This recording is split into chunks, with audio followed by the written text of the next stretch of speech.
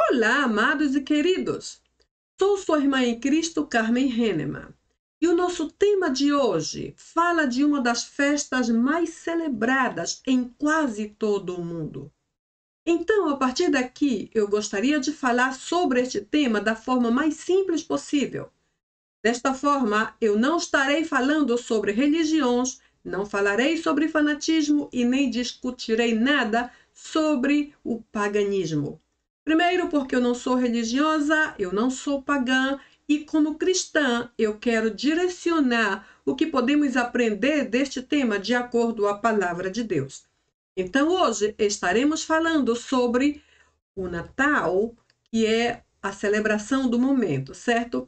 E como sempre, gostaria de ir à gramática junto com você e analisar, se possível, até mesmo a etimologia e a origem da palavra, para ver se entendemos claramente e completamente desde este ponto. Então vamos ver que a palavra Natal originalmente vem do latim natalis, que literalmente significa ou indica nascimento ou origem. Bem, então a partir daqui já temos uma ideia do que realmente vamos começar a tratar, porque o nascimento indica o começo de tudo, o começo da vida, e geralmente o nascimento é uma data que sempre se comemora. Natal também é conhecido como um termo composto, que também vem do latim nativitate. Esta palavra nativitate se divide normalmente em três partes. A primeira é nati, que vemos aqui adiante, e que se refere a nascimento. A segunda é a parte que vemos no meio da palavra vita, que é literalmente vida, como já imaginamos. E a terceira parte é o te, que corresponde à segunda pessoa do singular quando conjugamos verbos, que refere a você, a te, a ti ou simplesmente a tu. Então, eu vou usar a palavra você, que é mais comum, mas que de toda forma, da mesma maneira, se refere à segunda do singular. Veremos então que, a partir desta breve definição, não existe Natal sem que haja vida, não é assim? Ou seja, não há Natal real, não há um Natal verdadeiro sem que traga uma mensagem de vida. Não somente porque a palavra indica nascimento, mas principalmente pelo que vamos ver agora. Ou seja, quando esta palavra nativitate refere à vida, também não se refere só ao aspecto físico, mas também inclui o aspecto espiritual, como é o que vamos agora associar de acordo com a palavra do Senhor.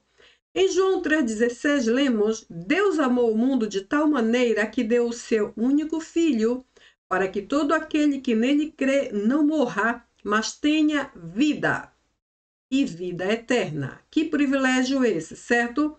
Então, a partir daqui, vamos ver que o nosso Natal só tem significado real, verdadeiro, porque Jesus deu totalmente a sua vida pelo mundo inteiro.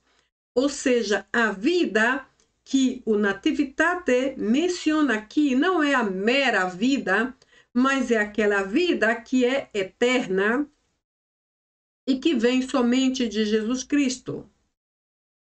E vemos também que, a partir de João 3,16, este foi o plano mais perfeito do coração de Deus. Eu sei que você sabe disso.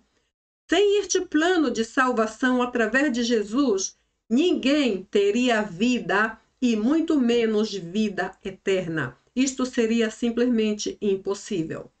Vamos ver então que, de acordo com a tradição, o Natal ocorre há mais de 1.600 anos. Isso é uma coisa bastante interessante.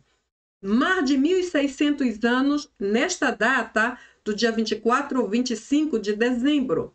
Ela foi criada no século IV pelo Papa Julius, que simplesmente associou essa ideia da festa natalina com outras festas religiosas que ocorriam no mesmo dia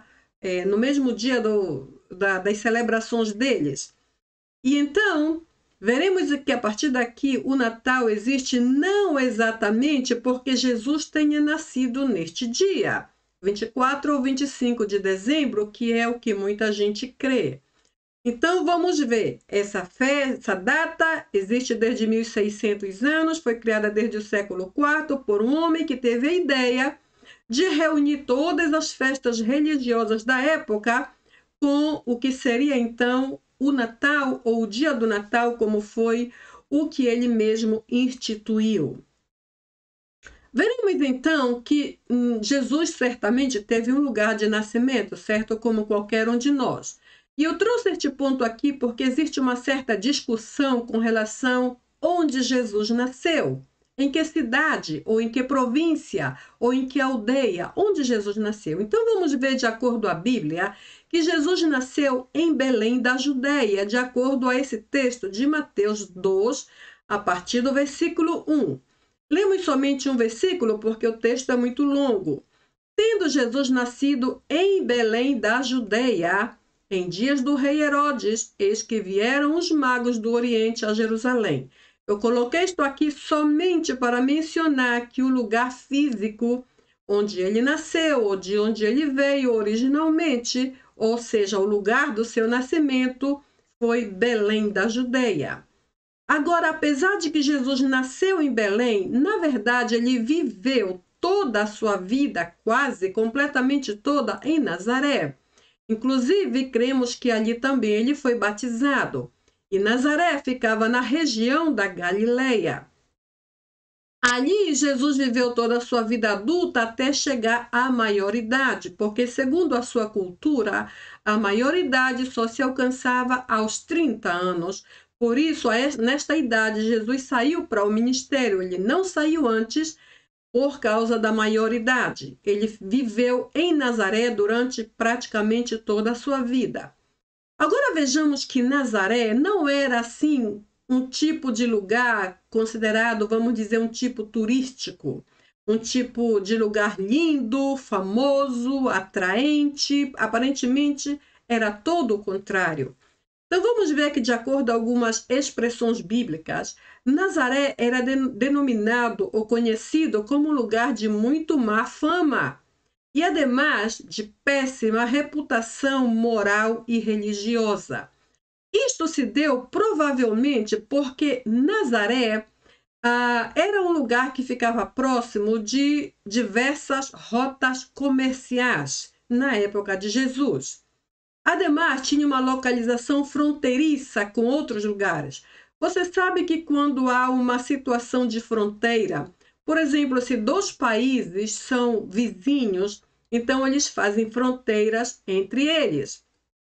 É comum, então, quando dois países que estão perto, um ao lado do outro, as pessoas, a população, tanto de um quanto de outro, geralmente costumam caminhar entre as fronteiras, fazer compras em um, apesar de que moram no outro. E as crianças moram num país e vão estudar na escola do outro país porque está muito perto. E a linha divisória é apenas uma linha, literalmente. Então as pessoas vão caminhando e voltam caminhando de tão perto que é.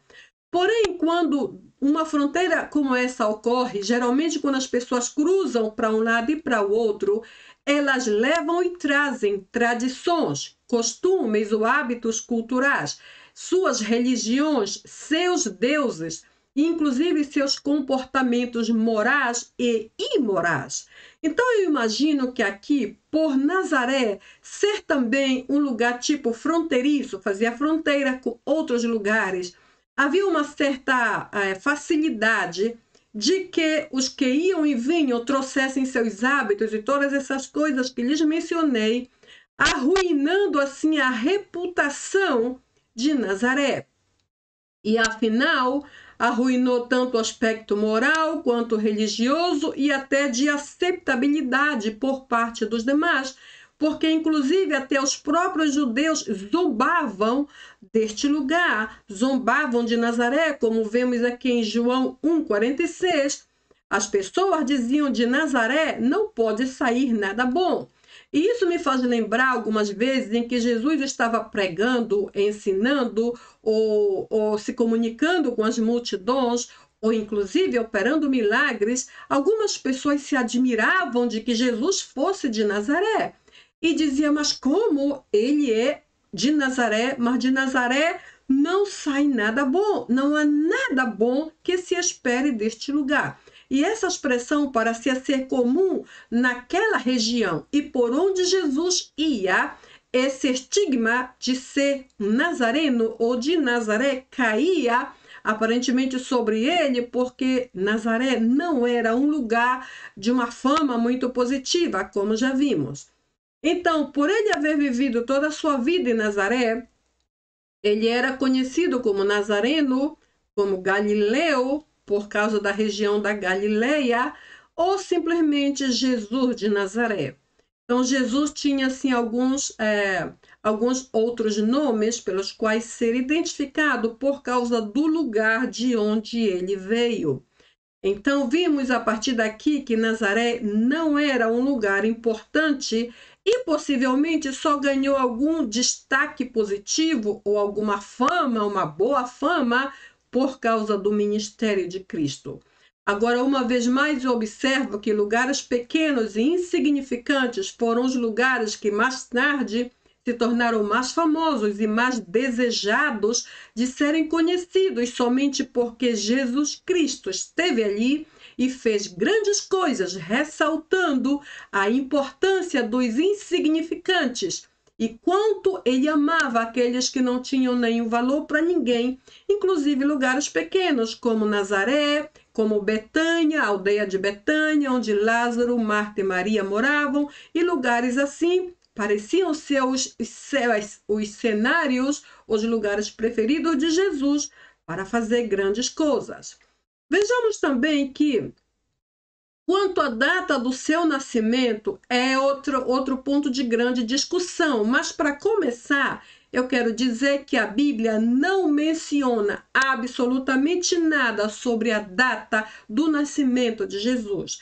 Sabemos o lugar onde nasceu, sabemos quem foi a sua mãe, seu pai, fisicamente falando, sabemos da sua história, sabemos como ele foi chamado, sabemos tantas coisas, porém a Bíblia não nos menciona a data em que Jesus nasceu. Agora, como a Bíblia não nos diz nada sobre isso, os biblistas ou os estudiosos da Bíblia criaram teorias, ou então alguns dizem correntes teológicas. Eu vou chamar de teorias, porque teorias são assim são mais comuns e que estão mais, digamos, sob investigações, vamos dizer assim. Por que eu digo isso? Porque uma teoria não representa uma palavra final.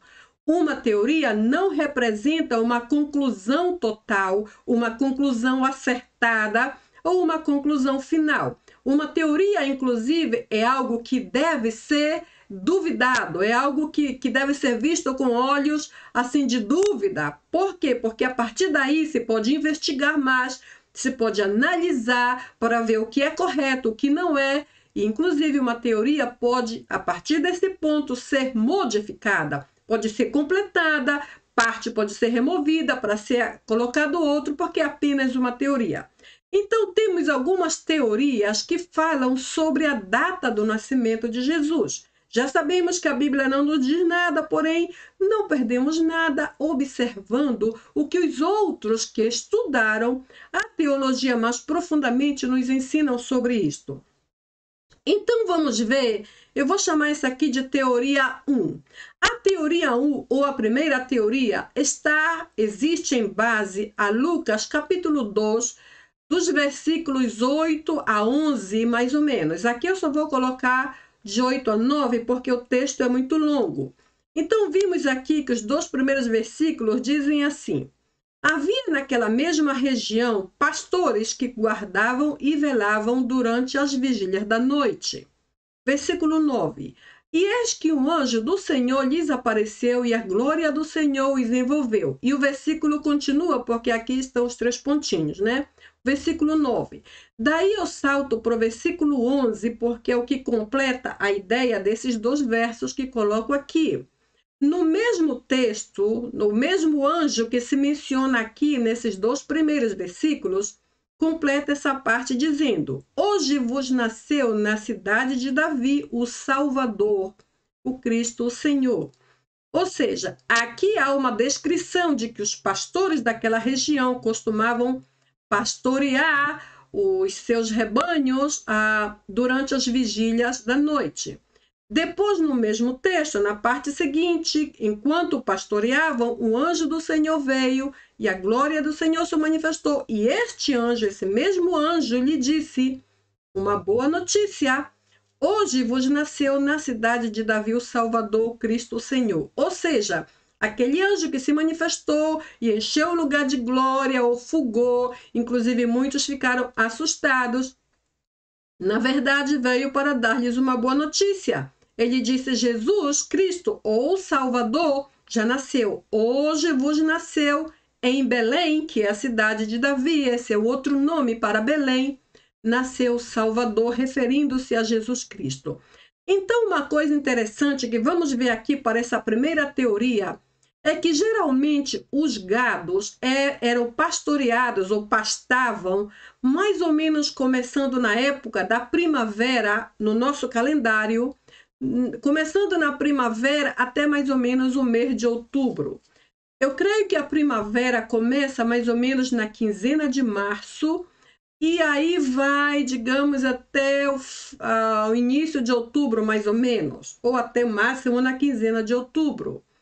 Bom, se isto aqui é verdade, de acordo a esse relato bíblico, os pastores pastavam, e aqui a parte histórica nos diz que eles pastavam geralmente da primavera até o início do inverno, porque logicamente que antes de março a temperatura muda e fica muito frio, e a partir de outubro, geralmente a partir da quinzena de outubro, a temperatura outra vez começa a mudar e começa a ficar muito frio. Então dá para entender, faz muito sentido pensar que os gados pastavam a partir da quinzena de março, quando a temperatura já estava mudando de frio para ficar um pouco mais quente ou menos frio, até mais ou menos a quinzena de outubro, quando começava a mudar do quente para o frio outra vez. Se isso é verdade, então a primeira teoria nos diz, nos quer convencer, dizendo que Jesus possivelmente nasceu em outubro. Por quê? Porque a mensagem do anjo disse hoje, referindo àquela época atual, e dizendo, apontando aquele mesmo período de tempo, hoje nasceu o Salvador. E eles estavam aqui dentro deste período, entre primavera até mais ou menos o fim da primavera, porque pastavam e era costume pastar os gados, os animais naquela época. Bem, então a primeira teoria nos diz que possivelmente Jesus nasceu no mês de outubro. Não é nada acertado, é somente uma teoria que deve ser posta em dúvida e deve ser, inclusive, mais investigada. A segunda teoria aqui está em base a Lucas, capítulo 1, a partir do versículo 26.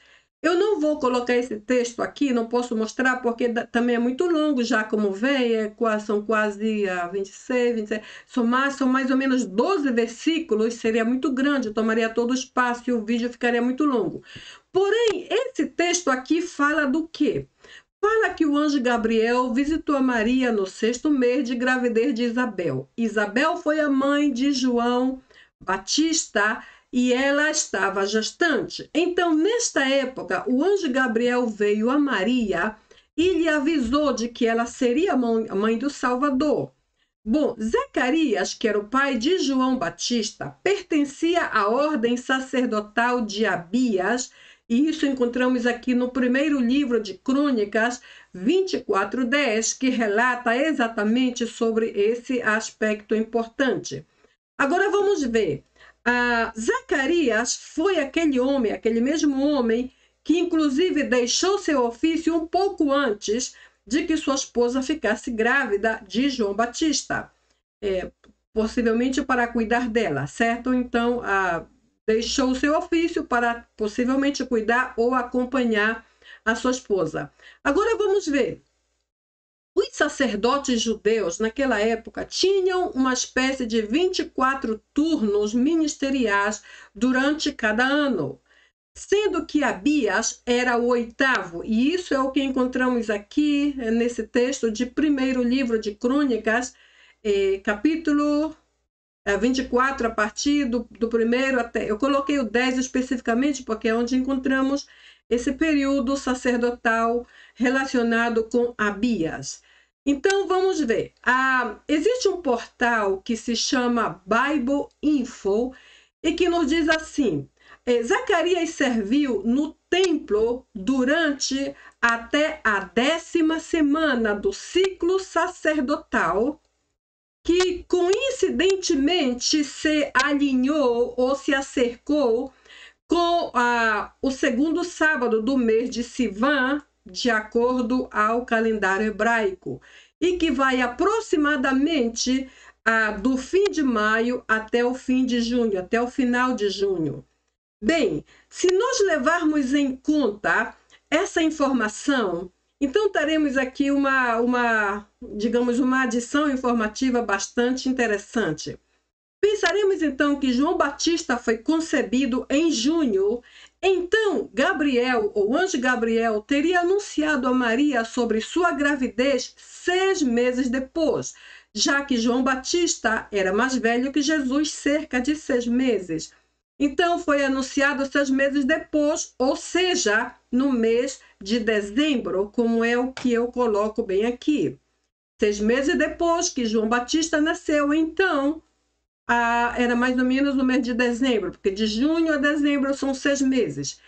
Se Maria foi anunciada de que ela seria mãe do Salvador em dezembro, 6 meses depois que João Batista já havia nascido, então contaremos um período de gestação normal de 9 meses, por exemplo, a partir do mês de janeiro, porque Maria recebeu o anúncio de que ela seria mãe do Salvador em dezembro. Então, contando desde janeiro, 9 meses de gestação, os 9 meses então se completaram em setembro. Então, aqui conclui mais ou menos a teoria 2, que nos diz ou nos quer convencer de que Jesus nasceu possivelmente em setembro. E contradiz a primeira teoria, que aponta o seu nascimento para outubro, por causa dos gados que pastavam naquela época, e naquele mesmo dia o anjo veio e disse: o Salvador nasceu, e era a época da primavera, quando era comum que os gados pastassem. Então, de outra forma, na mesma linha de contradição, a primeira teoria contradiz a segunda, negando que Jesus nasceu em setembro. Porém, uma e outra, como eu já disse antes, são apenas teorias, nada está confirmado, devem ser investigados, deve ser discutido, deve ser analisado e tudo isso. São apenas teorias e a Bíblia não mostra nenhuma data do nascimento de Cristo. Agora vamos ver aqui acerca do censo. Veremos que o censo foi a razão por que Maria e José voltaram para Belém. E ali nasceu Jesus. Ou seja, eles moravam em Nazaré. Como já vimos antes, Jesus viveu quase sua vida inteira toda em Nazaré. Porém, antes disso, logicamente, Jesus nasceu em Belém e depois disso retornaram a Nazaré, certo? Então, bom, moravam em Nazaré, foram a Belém e ali Jesus nasceu. Agora vamos ver aqui a questão da viagem, porque voltaram e aonde Jesus nasceu, aonde Maria deu à luz. Vejamos então que o censo era um tipo de sistema de contagem pública ou populacional obrigatória. Maria e José, como cidadãos regulares, responsáveis, normais, regressaram a Belém por causa do censo. Porém, quando chegaram ali, a cidade estava completamente lotada, justamente pelo motivo do censo. Todos vieram para o mesmo lugar, então não havia lugar para ninguém mais, a cidade estava cheia.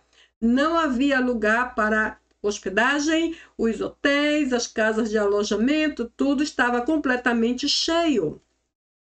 E o único lugar disponível que sobrou para Maria dar à luz foi um abrigo de animais. Agora, nós sabemos que a condição dela era uma condição bastante delicada, ela não poderia esperar nem mesmo 1 hora, imagino eu, porque ela estava para dar à luz. Ela tinha que ir a qualquer lugar onde desse alguma condição de descansar e então dar à luz ao bebê, que neste caso era Jesus. Bem, então todo o que sobrou para ela foi um lugar onde os animais dormem e onde são guardados. Então, de acordo com algumas versões, é chamado de estábulo, estrebaria e outros nomes parecidos. Porém, vamos também considerar a palavra hospedaria no lugar aonde Maria deu à luz. Isso também é outra conjectura, são informações históricas que estamos tratando de entender de acordo com alguns relatos bíblicos. Por que aqui esta palavra hospedaria e não estábulo e estrebaria? Porque em Lucas 2,7 lemos: E ela deu à luz o seu filho primogênito, enfaixou-o e o deitou numa manjedoura, porque não havia lugar para eles na hospedaria.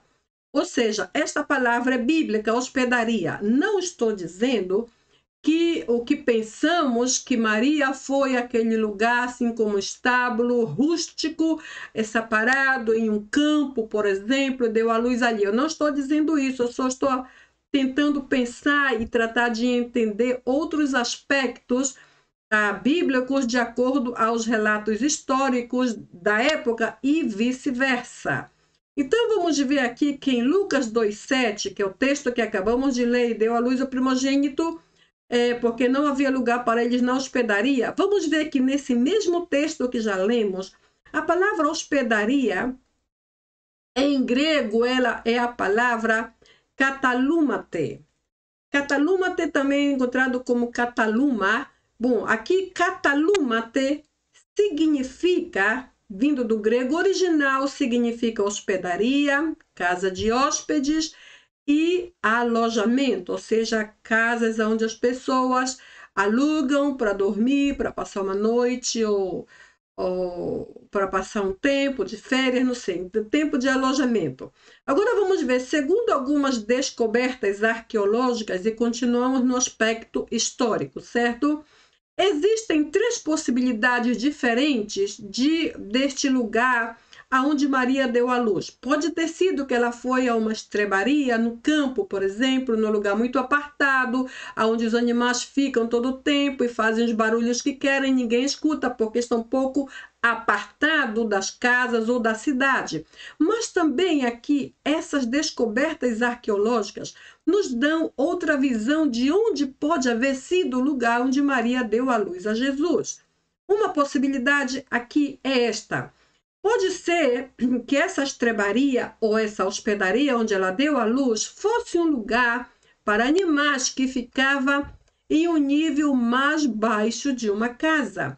Ou seja, se uma casa tinha 2 andares, é possível então que embaixo do andar térreo houvesse um outro espaço muito abaixo, quase subterrâneo ou parecido a subterrâneo, aonde levavam os animais para dormir, para descansar. Por quê? Porque ali embaixo eles tinham 2 vantagens. Primeiro, os animais não iam escapar e não iam se perder e não seriam roubados.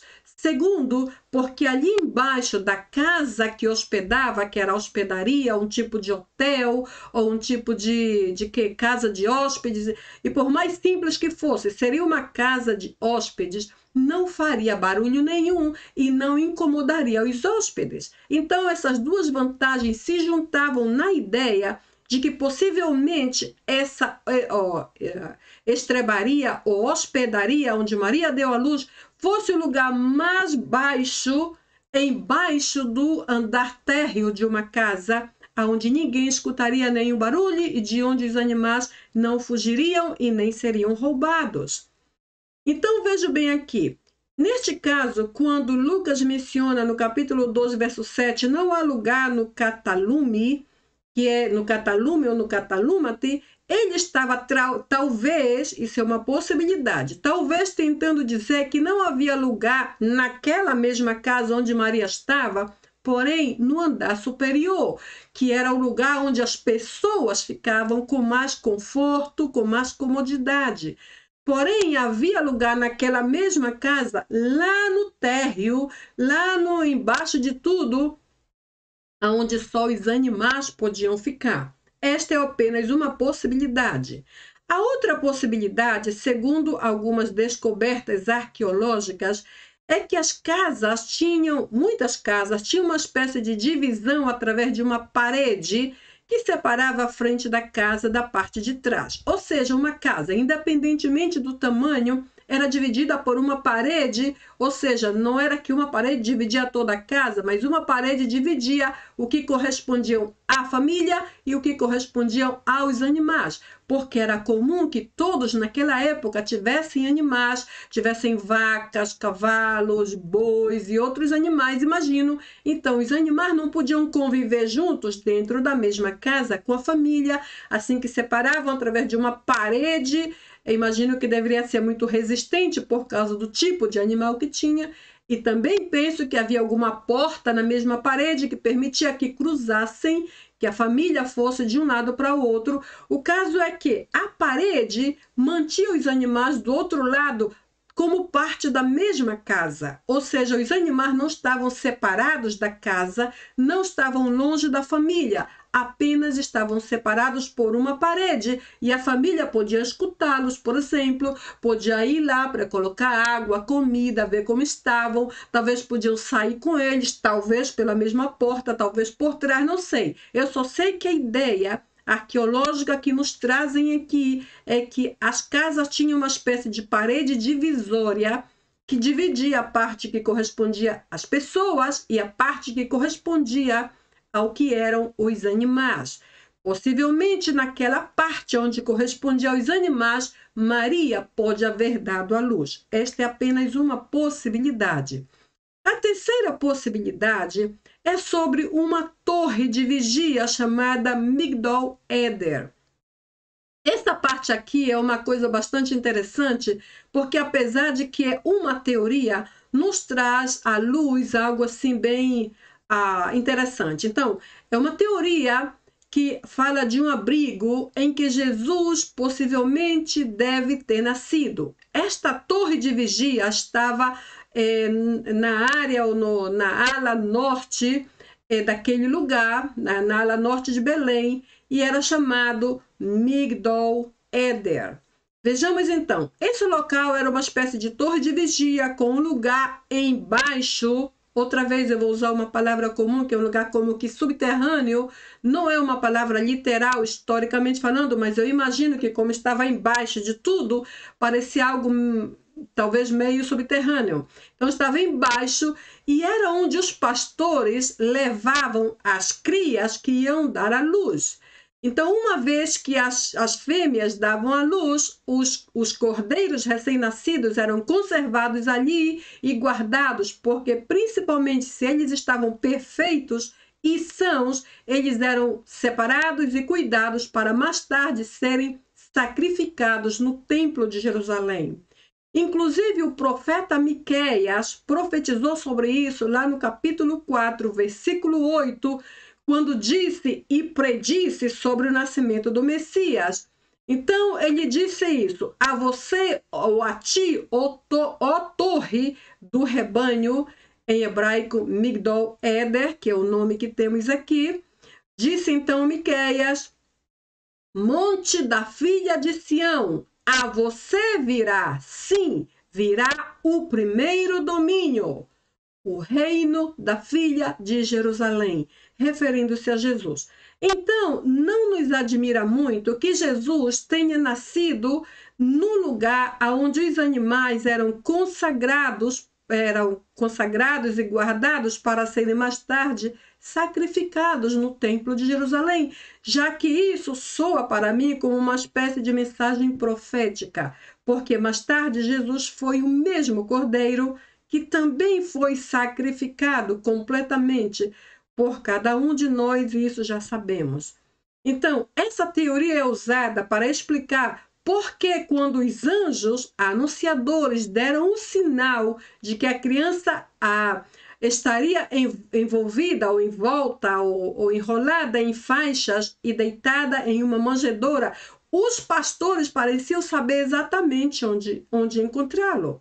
Então, é interessante essa informação. Seria então apropriado que o Messias nascesse no mesmo lugar em que os cordeiros sacrificiais nasciam e eram conservados e guardados para um posterior ou possível sacrifício. Isso é uma coisa bem certa. Por isso, o lugar era um lugar tipo fortaleza e estava em um lugar muito baixo, onde os animais estavam muito bem protegidos, guardados e cuidados, esperando o dia, o momento do sacrifício lá no templo. Agora, para nós em geral, na verdade eu falo todas essas teorias, mas eu sei que o lugar em si não importa muito. Quer tenha sido um local simples ou sofisticado, o mais importante é que o lugar exato do nascimento de Jesus, sem importar o tipo de lugar que foi, quer tenha sido um lugar de abrigo de animais, um recinto fechado, um celeiro separado ou uma torre usada para procriação, o que importa é que a Bíblia diz e deixa bem claro que Jesus Cristo, Filho de Deus, nasceu em um ambiente humilde e muito simples, lá na cidade de Belém. Somente algumas informações históricas para entendermos um pouco o que estamos falando. Veremos então que o Natal também traz algo de simbolismo, e este simbolismo às vezes está assim, um pouco em questão. Eu vou só mencionar porque são assim, tão corriqueiros, e a minha intenção em trazê-los é associar com a palavra do Senhor. Ou seja, vamos ver de onde saiu a ideia de cada um desses simbolismos do Natal. Por exemplo, o primeiro aqui este primeiro simbolismo é usado pelos cristãos desde mais ou menos o ano 1500.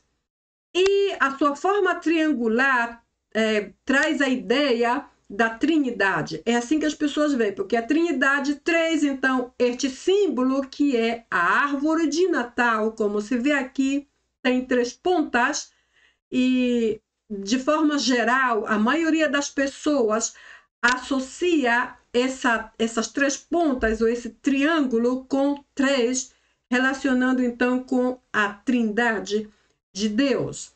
O segundo simbolismo é um dos mais importantes para o Natal e simboliza a ajuda às pessoas, e este é o Papai Noel. Ou seja, o Papai Noel é um personagem que foi inventado por um bispo chamado São Nicolau, que costumava ajudar as pessoas pobres e inclusive foi canonizado pela Igreja Católica. Bom, esta parte eu não quero discutir muito, eu quero apenas tomar a intenção que a pessoa teve, como ajudava muito, fazia obra de serviço social, algo parecido, ajudando sobretudo aos pobres, aos mendigos, às crianças sem família, aos sem teto. Então ele criou este personagem que, segundo a sua intenção, era símbolo de ajuda aos pobres.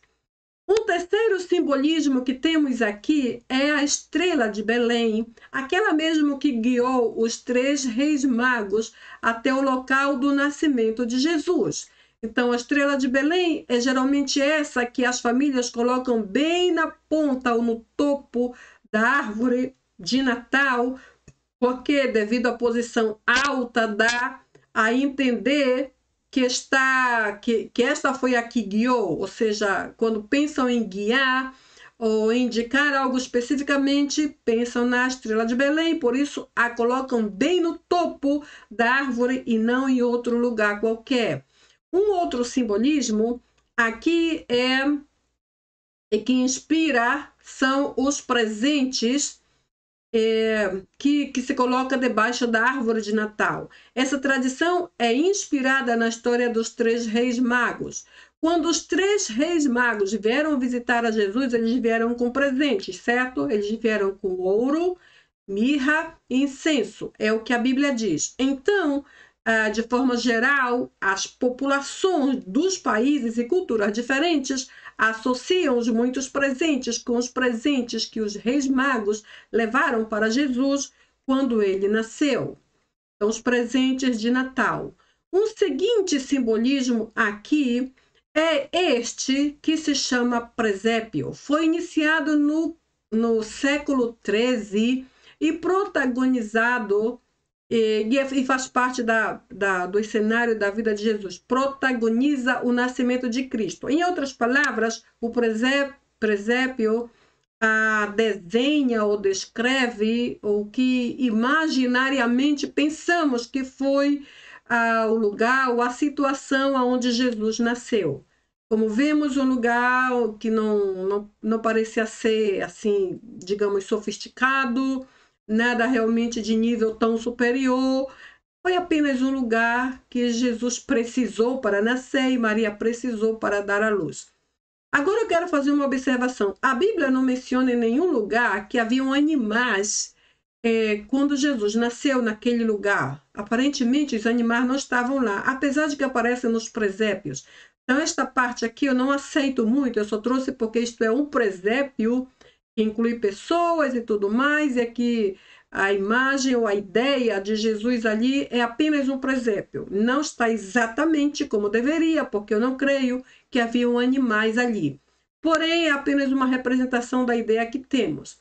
Um outro simbolismo aqui é a coroa que Jesus usava no momento da crucificação. Veremos então que essa coroa era feita de ramos verdes com frutas vermelhas e essa cor vermelha representava o sangue de Cristo.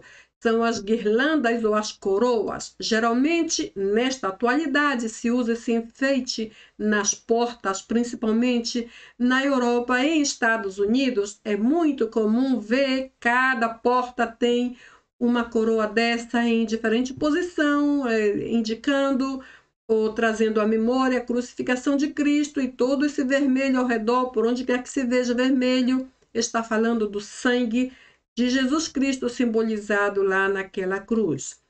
Veremos também que o próximo simbolismo aqui traz a ideia de abundância ou provisão. É o simbolismo que fala da fartura que recebemos durante todo o ano e que chamamos de ceia de Natal.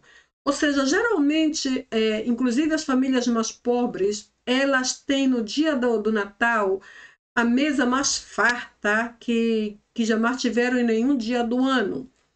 Eu não havia pensado nisso antes, mas agora eu entendo que isso aqui é uma espécie de, como eu digo, de banquete de agradecimento, segundo as suas intenções, acerca de tudo que receberam durante o ano.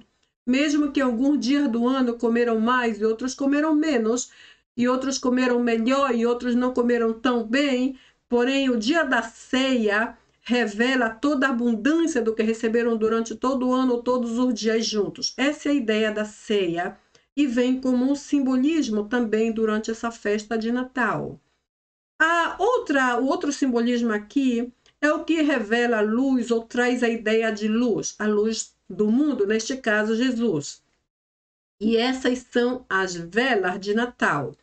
Eu sei que as velas de Natal não são muito comuns no Brasil, porém são muito comuns em outros países, não apenas países europeus ou Estados Unidos, mas há muitos outros países em que as velas são parte, inclusive, do presépio, trazem luz, porque a ideia aqui é falar da luz, que é sinônimo de Cristo, e inclusive a luz é um dos nomes de Cristo, certo? Eu sou a luz do mundo, por exemplo, é uma das formas com que Cristo se identifica. Então, cada um desses simbolismos, como eu falei no começo, eu não quero falar de paganismo, nem quero falar de fanatismo, coisa nenhuma dessa. Eu apenas estou falando porque são os símbolos que nós todos usamos de alguma forma no tempo do Natal e Ano Novo. Então, eu não creio que não existe uma casa onde não haja uma árvore de Natal, por menor que seja, ou um enfeite sobre a mesa, ou algo pequeno sobre a porta, ou algo parecido. É certo que podemos ser contra a árvore de Natal, mas há algo do Natal que sempre identifica essa época.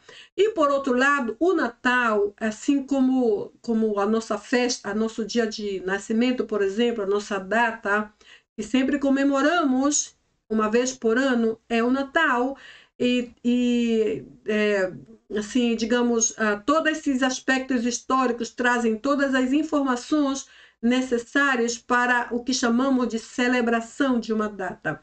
Como já vimos, Jesus possivelmente não nasceu em dezembro, talvez nasceu em outubro, como vimos uma teoria, talvez nasceu em setembro, como vimos a outra, talvez eu não sei em que data nasceu. O importante é que nasceu e é o nosso Salvador, e isso é o que conta. Então, eu termino isso aqui dizendo para você que me escuta agora, o Natal é uma devoção, te inspira a devoção, te inspira a devotar o Natal, ou seja, é uma devoção ao Natal ou é uma adoração a Jesus?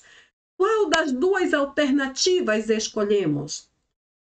O Natal, ou quando fazemos a nossa festa, a nossa celebração, estamos expressando devoção a uma festa, a uma classe de tradição, a uma data especial que é o Natal, ou tomamos toda esta informação e celebramos o nosso Jesus Cristo.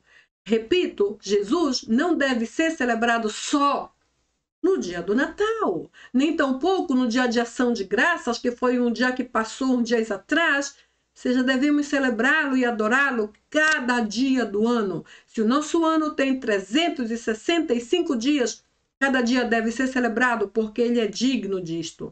Então, para terminar essa discussão, eu deixo vocês com esta pergunta. Estamos agora mesmo começando a nossa semana do Natal. O que faremos durante essa semana? Devotar todo o nosso esforço, toda a nossa energia e todo o nosso dinheiro a uma festa, a uma data, a um período no nosso calendário? Ou será que a nossa preferência é levantar a Jesus Cristo como nosso Salvador? E apesar de que ele não nasceu em dezembro, pois eu realmente não creio que nasceu nesta época de 24 ou 25 de dezembro, o que importa é a intenção deste período de Natal.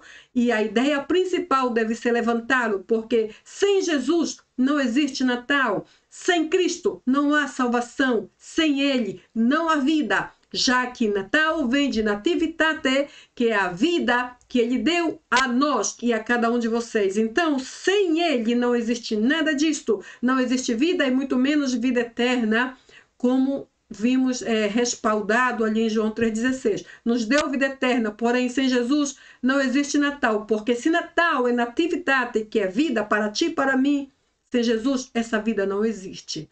Minha pergunta final é esta: a que preferes fazer?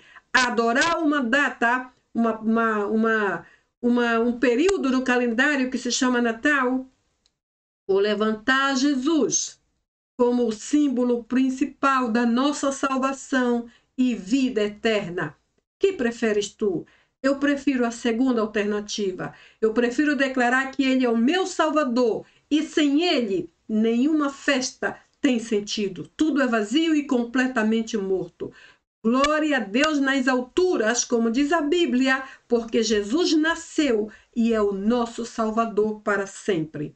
Então, a partir daqui, eu quero novamente te dizer que aprendi muito com este novo tópico. Pode parecer um tópico bastante discursivo, bastante conflitivo de repente, porém é um tópico com o qual também se pode aprender. Então, para mim, definitivamente, isto não é uma tradição. Para mim, em particular, não é uma tradição. Antes, é uma oportunidade de dizer aos demais que Jesus não é uma tradição, que não é uma religião e que tem muito que ensinar-nos. Eu tenho muito que aprender. Nós temos muito que aprender com o nosso Natal deste ano. Obrigada novamente por haver estado comigo até aqui. Para mim é um privilégio fazer parte desse ministério e compartilhar com vocês temas novos a cada dia. Então, a todos vocês, um feliz e muito abençoado Natal. Está bem?